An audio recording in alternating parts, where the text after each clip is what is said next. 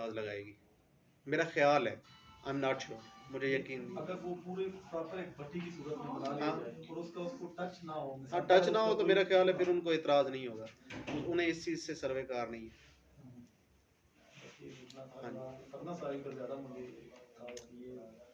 वो जब आप क्लासेस अटेंड करेंगे ना वो सारी चीज़ें आपको बताएंगे कि इस चीज़ से आप इसको बना सकते हैं और इस चीज़ से नहीं बना सकते।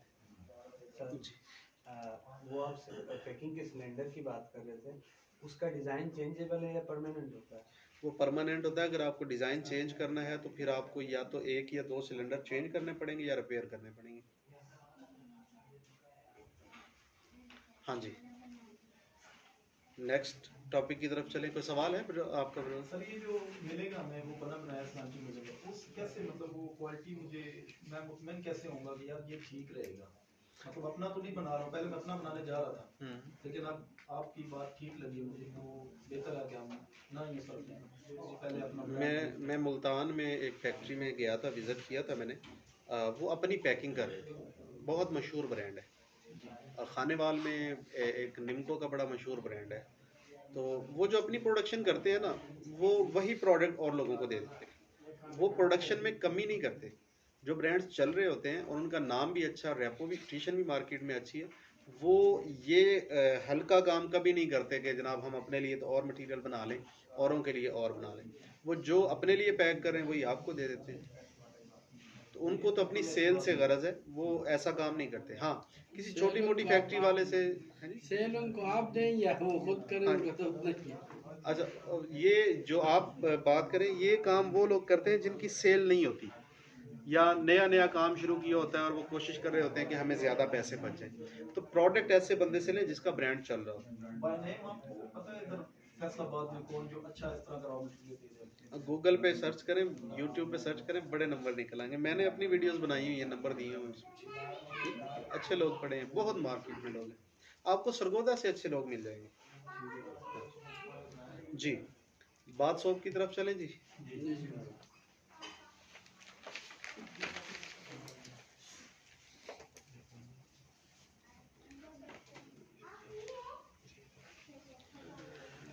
रजिस्ट्रेशन का प्रोसेस तो वही है जो मैं आपको बता चुका हूँ, उसमें तो कोई अब वो मेरा ख्याल है क्वेश्चन नहीं है।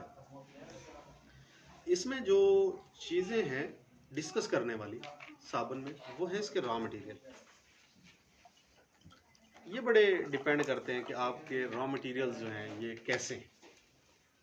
इसको समझना बहुत ज़रूरी है कि जो चीज़ें हम डालते हैं उनके फंक्शन क्या है। अगर हमें इस चीज़ का इल्म नहीं होगा तो समझें कि हम अधूरे हैं।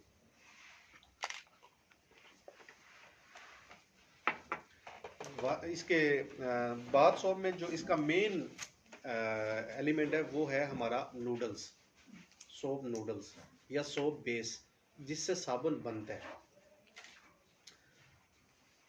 3 चीज़ों से मिलके बनता है: पाम ऑयल, कोकोनट ऑयल और कैस्टर ऑयल, सॉरी कास्टिक लई। पाम ऑयल, कोकोनट ऑयल और कास्टिक लई, इन 3 चीज़ों का जब रिएक्शन करवाते हैं तो बनता है सोप नूडल। अच्छा सोप नूडल वो होता है जिसमें कोकोनट की मिकदार ज़्यादा होती है और वो नूडल महंगा भी होता है। मार्केट में 2 तरह के नूडल्स मिलते हैं, उनके ना नंबर से पहचान होती है कि कौन सा अच्छा है और कौन सा हल्का है। एक नंबर है 10-90 और एक है 20-80। 10-90 का मतलब है कि कोकोनट ऑयल 10% है, पाम ऑयल 90% है। पाम ऑयल चूँकि सस्ता होता है, कोकोनट ऑयल जो है वो महंगा होता है, लिहाजा उसकी मिकदार भी कम डाली जाती है। 10-90 और 20-80। 20-80 का मतलब है कि 20% कोकोनट है और 80% पाम ऑयल। पाकिस्तान में मलेशियन नूडल मिलता है, एक बड़ी मशहूर कंपनी है पाकिस्तान में निमर, उसका नूडल मिलता है। मुल्तान में यासीन ट्रेडर्स हैं, वो नूडल बनाते हैं। गुजरात में नूडल मिलता है। जो बड़े शहर हैं जहाँ पे यानी ज़्यादा मिकदार में नूडल्स मिलते हैं वो है कराची, फैसलाबाद, मुल्तान और लाहौर। इन 4 शहरों में नूडल्स आसानी से मिल जाता है। बाकी मुल्क में इन्हीं से सप्लाई होता है। नूडल्स अपने आप में एक साबुन है, अगर आप इससे साबुन बनाना चाहें मशीन के ज़रिए तो साबुन बन गया। लेकिन हर बंदा चाहता है कि मेरे साबुन में कुछ खसूसियात हो। मिसाल के तौर पे किसी को पिंक साबुन अच्छा लगता है, किसी को ग्रीन साबुन अच्छा लगता है, किसी को ब्लू साबुन अच्छा लगता है। तो इन्हीं नूडल्स के अंदर रंग शामिल कर दिया जाता है। तो रंग शामिल करने से इनका कलर तब्दील हो जाता है। कुछ लोग कहते हैं कि हमें खुशबू चमेली की पसंद है, किसी को गुलाब की खुशबू पसंद है, किसी को बादाम की खुशबू पसंद है, किसी को रात की रानी पसंद है। रात की रानी चमेली। तो सभी लोग इसमें अपनी पसंद के मुताबिक खुशबू शामिल कर सकते हैं। मुख्तलिफ लोग मुख्तलिफ मिकदार में चीज़ें शामिल करते हैं। किसी को तेज़ खुशबू पसंद है तो वो ज़्यादा मिकदार में शामिल कर लेता है, किसी को हल्की खुशबू पसंद है तो वो कम मिकदार में शामिल कर लेता है।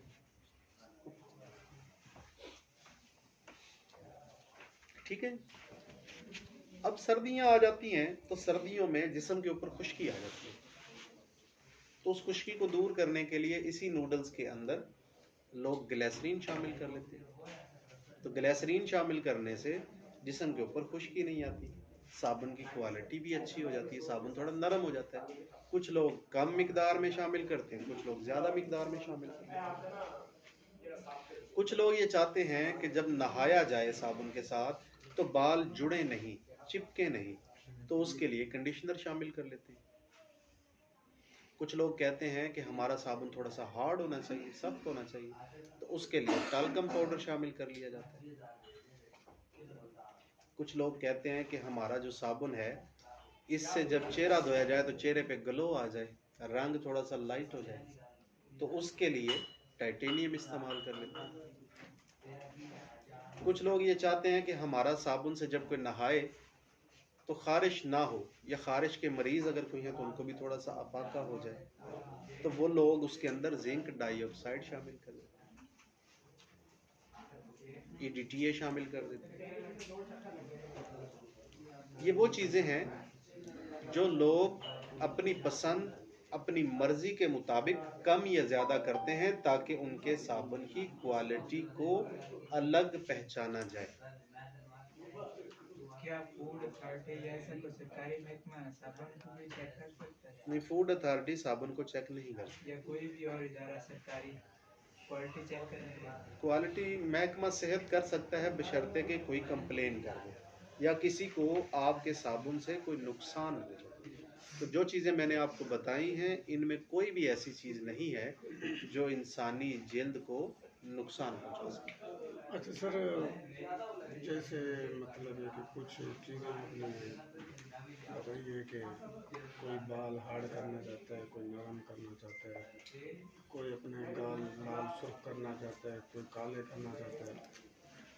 तो अगर यानी एक फार्मूले के तहत ये चीज़ें हम सब डाल दें, जैसे मतलब है कि 40 रुपए का हमने, तो ये हमारे को साबुन मतलब है कि प्रॉफिट इसमें कितनी होगी अगर सारे मटेरियल डालते हैं, सारा फार्मूला एक जैसा होना चाहिए, मतलब है कि एक अपने साबुन को अच्छे लेवल पे लेके जाना चाहिए, तो उसमें हमारे को कितनी प्रॉफिट हो सकती है, कितना लॉस हो सकता है, क्या हो सकता है? जी, ये जो चीज़ें मैंने अभी बताई हैं सारी, इनकी एक कीमत है। मिसाल के तौर पे टाइटेनियम 580 रुपये किलो है, नूडल 200 रुपये किलो है, ग्लिसरीन 200 रुपये किलो है,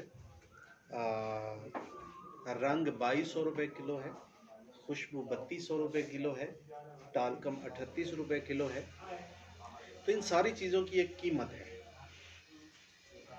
डिपेंड करता है कि आप कौन सी चीज़ ज़्यादा डाल रहे हैं। अगर आप खुशबू 1 किलो में 10 ग्राम डाल रहे हैं तो इसका मतलब क्या है कि 32 रुपए की तो आप किलो के अंदर खुशबू डाल रहे हैं, तो कीमत बढ़ जाएगी।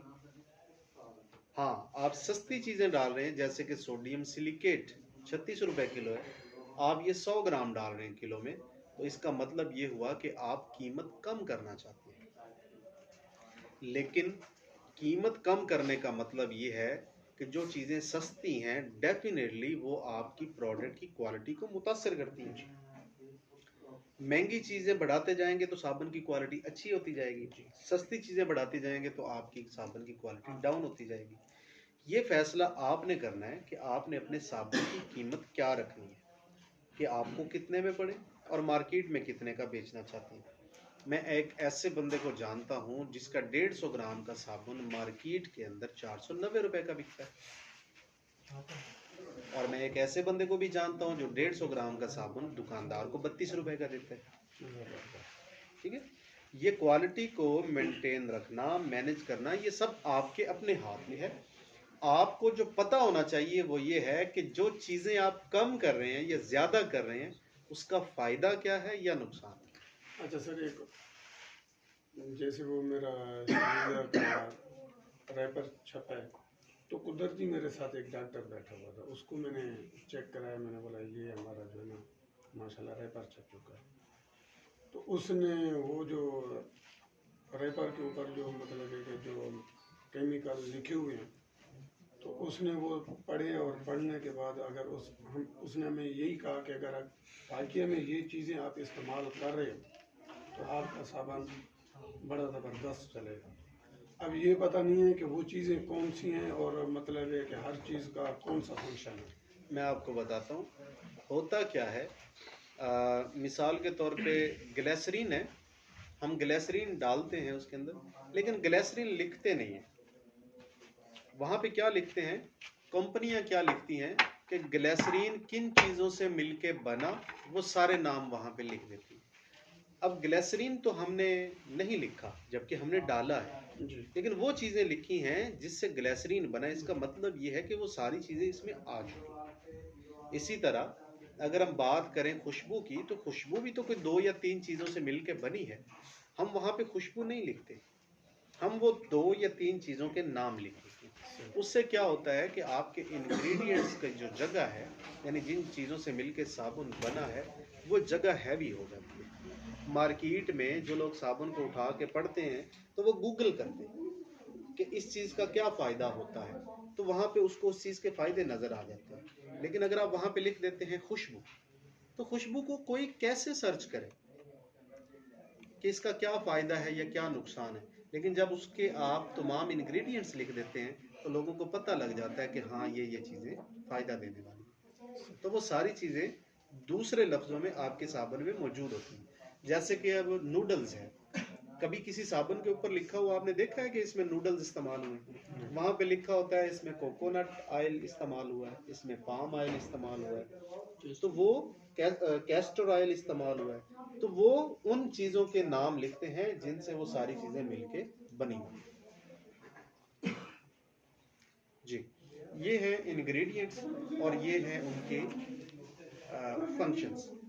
सर ये जैसे अब एक डव साबुन है, ये सिर्फ ग्लो के लिए यूज़ होता है और इसकी झाग नहीं होती, और कुछ साबुन है जिनकी झाग ज़्यादा होती है, ग्लो नहीं होता है। अगर हमने झाग ज़्यादा करनी है तो उसके लिए हमें किस चीज़ की ज़्यादा मिकदार डालनी होगी? ओके, ये जो सोप नूडल होते हैं, जब ये कास्टिक लई के साथ पाम ऑयल या कोकोनट ऑयल रिएक्शन कर लेते हैं और ये साबुन बन जाते हैं, तो ये खुद बजाते खुद फोमिंग एजेंट बन जाते हैं। लेकिन आपको अगर लगता है कि इनकी झाग कम है तो आप इसमें 2-3 चीज़ें शामिल कर सकते हैं झाग के लिए। जैसा कि एक चीज़ मैंने आपको बताई, कंडीशनर, कंडीशनर झाग बनाता है। एक चीज़ है शैम्पू बेस, वो भी लोग इस्तेमाल करते हैं, उससे झाग बनता है। एक चीज़ है SLS, सोडियम लाइरल सल्फेट पाउडर है, ये भी झाग बनाता है, ये भी शामिल किया जा सकता है। तो ये 3 चीज़ें झाग बनाने के लिए बहुत अच्छी हैं, जो साबुन में इस्तेमाल होती हैं, लोग करते हैं। तो इनमें से आप इस्तेमाल कर सकते हैं कोई एक चीज़। कोशिश करें कि कंडीशनर का भी, उससे ये है कि जल्द भी सॉफ्ट रहती है। साबुन जब इस्तेमाल करते हैं तो ऐसे लगता है जैसे मक्खन, उससे बाल भी सॉफ्ट हो जाते हैं और स्किन के ऊपर मॉइस्चर भी आ जाता है, खुश्की ख़त्म हो जाती है। तो अगर इन तीनों में से मैं इंतखाब करूं तो मैं इसका कंडीशनर का इस्तेमाल, 200 रुपये किलो।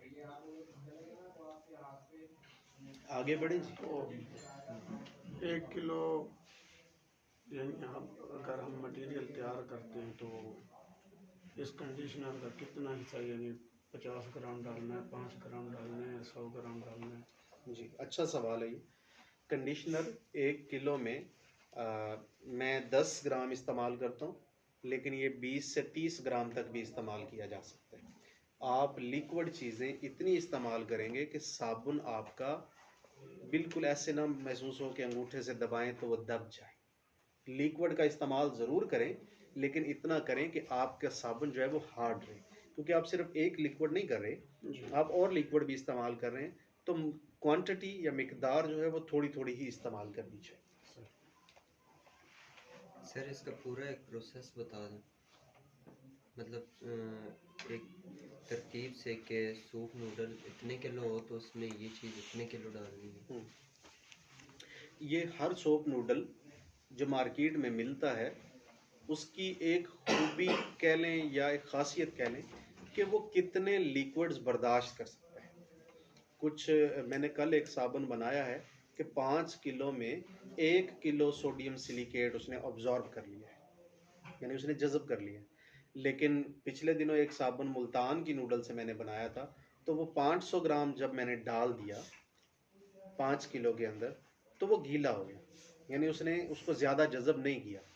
तो ये जो फार्मूलेशन बेसिकली सेट करनी होती है, ये नूडल की क्वालिटी को देख के करनी होती है। लेकिन अगर जनरल बात करें हम कि कितना होना चाहिए, तो मैं अगर अपनी बात करूं तो 1 किलो सोप नूडल्स के अंदर मुझे अगर सोडियम सिलिकेट डालना है तो मैं कोशिश करूंगा कि 50 ग्राम तक डाल लूँ। मुझे लगता है कि ये ज़्यादा है, लेकिन मैं कोशिश करूंगा कि मैं इतनी डाल लूँ, क्योंकि ये रेट को कम करता है। लेकिन अगर हम मिनिमम की बात करें तो 10 ग्राम ज़रूर होना चाहिए। सोडियम सिलिकेट का दूसरा नाम है गूंद। ये आपकी साबुन की पकड़ को मजबूत करता है। सोडियम सिलिकेट कितना चाहिए? 500? 50 ग्राम ये मैक्सिमम होना चाहिए आपका 1 केजी में। मैं फिर बता रहा हूँ, ये ज़्यादा से ज़्यादा होना चाहिए, इससे ज़्यादा नहीं। ये कोकोनट ऑयल और पाम ऑयल की शनाख्त कोई अलामत है आपस में? जो 10-90 होता है नूडल्स जो होता है वो थोड़ा सा सख्त होता है, जो 20-80 होता है वो थोड़ा सा नरम होता है, तो इसकी यही पहचान है। अच्छा जी, अगर हम बात करें कंडीशनर की तो 10 ग्राम ज़रूर मैं इस्तेमाल करूँगा। टाल्कम की बात की जाए तो मैं 20 ग्राम ज़रूर इस्तेमाल करूँगा, और अगर रंग की बात की जाए तो मैं 1 ग्राम इस्तेमाल करूँगा। खुशबू 2 ग्राम, टाइटेनियम 2 ग्राम, जिंक डाइऑक्साइड अगर मेरे पास हो तो मैं 1 ग्राम वो ज़रूर इस्तेमाल करूँगा। पानी जो है वो मैं 10 ग्राम ज़रूर इस्तेमाल करूँगा। इसमें पानी से साबुन नरम रहता है, मशीन में बड़ा सुखी आसानी से गुजरता है, तो वो मैं ज़रूर इस्तेमाल करूँगा। तो ये मिनिमम या मैक्सिमम हैं जो चीज़ें हम इस्तेमाल कर सकते हैं। हाँ, साबुन अगर फट रहा है आपका, सर्दियाँ हैं, तो मैं इसमें कैस्टर ऑयल इस्तेमाल करूँगा 20 ग्राम फी किलो, ताकि साबुन फटे नहीं या कम फटे। सर्दियों में साबुन ज़्यादा फटते हैं, गर्मियों में कम फटते हैं, तो उसके लिए मैं ये ज़रूर कैस्टर ऑयल इस्तेमाल करूँगा। खुशबू वैसे तो सबको जो अच्छी लगती है वही कर दें। ज़ाती तौर पे जो मुझे पसंद है खुशबू, वो चमेली है, जिसको रात की रानी कहते हैं। मुझे चमेली की खुशबू अच्छी लगती है, तो मैं वो इस्तेमाल करूँगा। बाकी सभी लोगों की अपनी अपनी चॉइसेस है। इसके अंदर जो खुशबू इस्तेमाल करनी है वो ऑयल बेस करनी है, वाटर बेस नहीं करनी, क्योंकि सारे ऑयल इस्तेमाल हो रहे हैं, तो ऑयल बेस ही खुशबू इसमें अच्छी रहेगी। वाटर बेस खुशबू इसमें ज़्यादा देर टिकेगी नहीं, वो उड़ जाएगी या कम आती हुई महसूस होगी। जब साबुन बना रहे होते हैं तो गर्म साबुन होता है, तो गर्म साबुन के अंदर खुशबू कम महसूस होती है। जैसे जैसे ये खुश्क होता है वैसे वैसे ये खुशबू जो है वो ज़्यादा होती चली जाती है। अरे ये जो मल्टीनेशनल कंपनी होती है, ये भी यही लोकल नूडल इस्तेमाल करती नहीं, वो अपने नूडल्स खुद बनाती है, वो अपने नूडल्स खुद बनाती है। है। तो सर ये जो नूडल्स बनता है, अब मकसद है कि आपने कुछ शहरों का नाम लिया है, अब अगर बिलफर्ज हम होल सेल से जहाँ से ये नूडल बनता है वहाँ से हमारे पास आसानी से मिल सकता है, मतलब है कि हम होल सेल से नहीं लेते। देखिए, फैक्ट्रियों वाले जो लोग होते हैं वो कंज्यूमर को या कस्टमर को नहीं देते प्रोडक्ट, उन्होंने डीलर बनाए होते हैं, अपने होल सेलर्स को माल देते हैं। अगर वो उन लोगों को डायरेक्ट देने लग जाएं तो फिर डीलर्स उनसे माल नहीं लेंगे ना, डिस्ट्रीब्यूटर नहीं लेंगे। तो ऐसा मुमकिन नहीं है कि फैक्ट्रियों वाले आपको दें।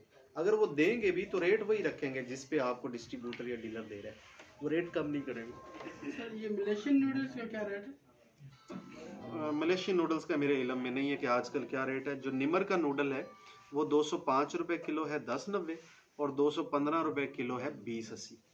जो मुल्तान का नूडल है उसका रेट 190 रुपये किलो है। जो स्क्रैप का नूडल है वो 150 रुपये किलो मिल जाता है। सर ये सबसे अच्छा और बेहतर नूडल कौन सा है? 205 और 215 निमर सबसे अच्छा है। निमर।